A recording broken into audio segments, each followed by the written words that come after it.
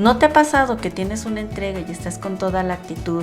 Es temprano, te mentalizas que tienes toda la tarde y la noche y que puedes terminar, pero cuando llegan las 10 o 11 de la noche, te entra un sueño, una flojera que te hace pensar que no terminarás el trabajo. Eso nos ha pasado a todos, pues esto se debe al ciclo circadiano. Este ciclo no es más que el cambio físico, mental y de conducta que siguen los ciclos de 24 horas, es decir, con el día y la noche, por lo que el producto de la luz nos da sueño, hambre y nos despertamos. Estos procesos afectan a la mayoría de los seres vivos, incluidos los animales, las plantas y los microbios. Si recuerdas, en el video anterior quedó claro que la iluminación no solo es llevar a cabo las actividades de noche, sino que también va de la mano con la atmósfera de percepción que nos lleva a hacer algunas actividades u otras. Pues como seres vivos sujetos a los relojes biológicos, los humanos dependemos en gran medida del comportamiento de la luz para llevar a cabo nuestras actividades biológicas, emocionales y visuales. Por lo que los proyectos de iluminación juegan un papel sumamente importante en el diseño arquitectónico, ya que estos pueden afectar las actividades para los que estos fueron creados. Por esto hay que entender la relación de la percepción humana con la luz. Por un lado, sabemos que el ser humano tiene dos campos de visión: la visión central, que corresponde a 2 grados del campo visual y brinda información detallada. La visión periférica corresponde a 170 grados del campo visual. Su principal misión es la comprensión espacial. Si a esto le sumamos el efecto de la perspectiva, en donde sabemos que los objetos de disposición localizada se enfocan sobre la retina en perspectiva como imagen deformada, pues entonces tenemos cuestiones visuales muy importantes. Te preguntarás por qué. Pues resulta que en realidad depende del campo de visión y de la perspectiva de las cosas que el ser humano realiza la lectura del entorno. Es decir, una persona que tiene un objeto en una perspectiva dentro del rango de visión central estará observando algo muy distinto a una persona que tiene el mismo objeto en el campo de visión periférica, con otra perspectiva. Si a esto le sumamos la mecánica del funcionamiento del ojo a través de bastones y conos, elementos biológicos cuyo funcionamiento depende de la edad, enfermedades o herencias, hacen que cada persona tenga necesidades de luz distintas para registrar el entorno correctamente. Entonces, para realizar un proyecto de iluminación debemos tener en mente no solo los efectos de la luz natural y artificial dentro del espacio, sino también pensar en los escenarios de las personas que lo habitarán. Y ahora te preguntarás, ¿cómo mido los efectos que tiene la luz en el espacio? Para ello usamos algunas unidades de medida. Para iniciar comenzaremos con el concepto de flujo luminoso.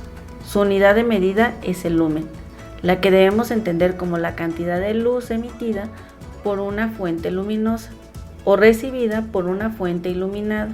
Se mide de acuerdo a la sensibilidad del sistema visual humano, a las diferentes longitudes de onda del espectro electromagnético.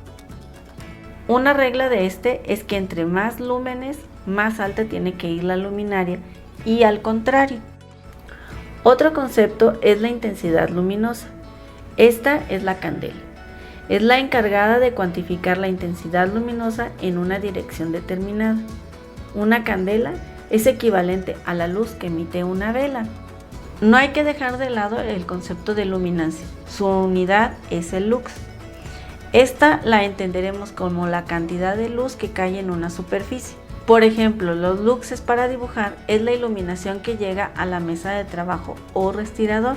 No debemos olvidar la potencia, que la definiremos como la relación del paso de energía de un flujo por una unidad de tiempo, es decir, la cantidad de energía entregada o absorbida por un elemento en un tiempo determinado, y está cuantificada en watts.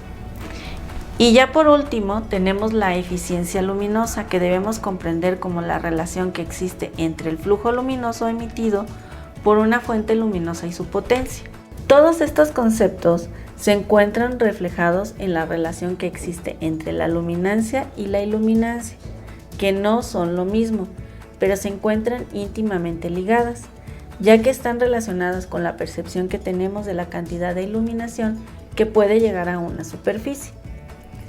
Para que quede claro, tiene que ver con la cantidad de luz que llega a una superficie, pero esta no solo es la emitida por el luminario, sino con todos los elementos que están en el ambiente y pueden ayudar a reflejar la luz.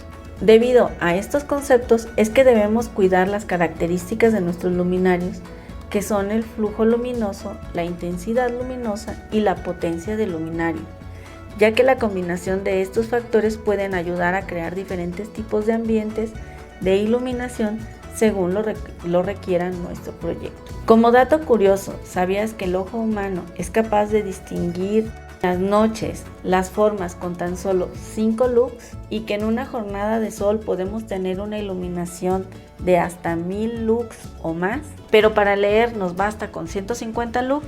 Estos datos, como ves, son importantes para saber cuántos luxes son adecuados para un área de trabajo, para una estancia o para cualquier espacio. Para conocer estos parámetros existe un equipo que nos ayudará a medir la cantidad de luxes. Es importante mencionar que la iluminación afecta el ánimo y el físico de una persona, pudiendo preferir más o menos lux en ambientes según el lugar en donde se viva. Hay un concepto que no hemos abordado, pero es muy importante, y es el deslumbramiento, que normalmente entendemos como la presencia en el campo visual de una zona de luminancia muy elevada que reduce la capacidad visual de un individuo. Como un ejemplo muy sencillo es cuando por la noche se nos cruza un coche con las luces altas, pero no es el único tipo de deslumbramiento. El que nos interesa se manifiesta como una sensación de malestar visual que no siempre causa fuertes problemas a la visión, pero que a largo plazo provoca fatiga visual, estrés, dificultad de concentración, reducción en la capacidad de atención, aumento de la probabilidad de error y disminución en el desempeño. Si ves, en muchas ocasiones somos afectados por este tipo de fenómeno, pero no la relacionamos con el concepto de deslumbramiento. Y es muy importante de considerar porque lo podemos provocar con una inadecuada iluminación. Como ves, en este video hemos visto una serie de conceptos muy importantes que tienen que ver con las unidades y definiciones que son la base para el diseño de la iluminación, así como datos que debemos de tener presentes en la elección de los luminarios.